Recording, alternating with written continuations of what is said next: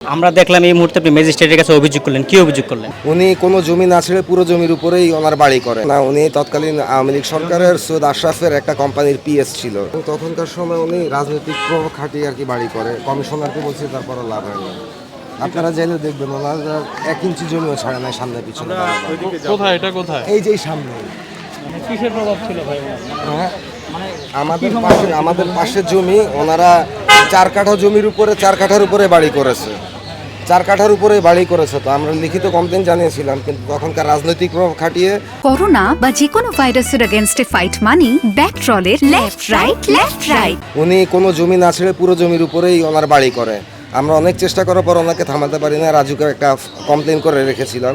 তো আজকে যেহেতু স্যাররা এসেছেন, ভদ্র মহোদয়রা, ওনাদেরকে পেয়ে আর কি আমি কমপ্লেনটা আবার ওনাদেরকে জানালাম। ওনারা ব্যাকগ্রাউন্ড কি বা ওনার ক্ষমতার উৎস কি? উনি আমরা যতটুকু শুনেছি, আমি শিওর না, উনি তৎকালীন আওয়ামী লীগ সরকারের সৈয়দ আশরাফের একটা কোম্পানির পিএস ছিল এবং উনি 1 বছর 1.5 বছর এখানে 2টো বাড়ি করে। কিন্তু আমি কমিশনারকেও জানানো হয়েছিল, কিন্তু কমিশনারও ওনাকে থামাতে পারে না। এবং ওনারা বাড়ি কাজ করেছে রাতের বেলা, দিনের বেলা ওনাদের কোনো কাজ চলতো না। আপনারা চাইলে দেখতে পারবেন যে তার 4 কাঠা জমির উপরে সে ডানে বামে উত্তর দক্ষিণ পূর্ব পশ্চিম সব মিলে 1 ফিট করে জায়গাও ছাড়েনি। হ্যাঁ, নাই কেন জায়গা? ওনারা ছাড়েনি, ওনারা করে ফেলছে। জায়গা থেকে জি, আমরা কমপ্লেন জানিয়েছিলাম, কিন্তু তারপর ওনাদেরকে আমরা থামাতে পারিনি।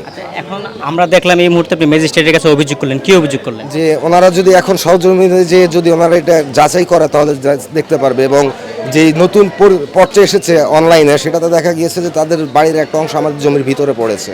তো ওনারা তো একা আর কি আমাদের জমিও দখল করছে, প্লাস যেটা জমি সেখান থেকে ওনারা কোনো প্লটের অংশ না ছেড়ে পুরো জমির উপরে বাড়ি করেছে।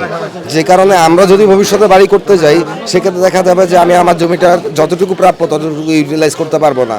আলো বাতাস পানি বা কোনো অগ্নি দুর্ঘটনা ঘটলে সেক্ষেত্রে কোনো অ্যাকশন নেওয়া যাবে না। এক্ষেত্রে আমি আর কি কমপ্লেনটা জানিয়েছিলাম। তা আমি ওনাকে এই যে মেইন কমপ্লেনের কপি একটা দিয়েছি, এই যে দেখেন, আমি আপনাদেরকে দেখাচ্ছি। এই যে রাজুকে কমপ্লেন করা হয়েছে এবং এখানে সব কিছু আছে। হ্যাঁ, তো ওনাদেরকে আমি দেখালাম। এটা 2022 সালে করেছিলাম। ওনারা তারপর কাজ চালিয়ে গিয়েছে, কিন্তু আমরা তাদেরকে থামাতে পারিনি।